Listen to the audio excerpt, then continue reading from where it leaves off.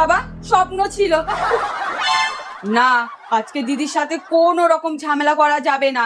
যা বলবে চুপচাপ মেনে নিতে হবে, কোনো রিস্ক নেওয়া যাবে না। কি গো, তোমার বৌমনি কোথায় গো? ও তোমার মতন নাকি 10টা অবধি ঘুমাবে? গিয়ে দেখো স্নান করে চুল শুকাচ্ছে। এই দিদি, কি করছিস? খুব শীত করছে তো, তাই একটু হাওয়া খাচ্ছি। দেখতে পাচ্ছিস না চুল শুকাচ্ছি? আমার কাছে চুল শুকানোর একটা ভালো আইডিয়া আছে। এইভাবে একটু দাঁড়া।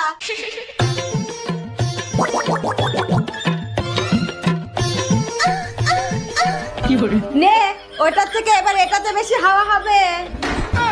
বন্ধ কর, বন্ধ কর বলছি। তুই এখানে কি করতে এসেছিস বলতো? আমাকে জ্বালাতে? না না, আমি জিজ্ঞাসা করতে এসেছি কি রান্না করব। বাবা, আজকে কোন দিকে সূর্য উঠেছে রে? হঠাৎ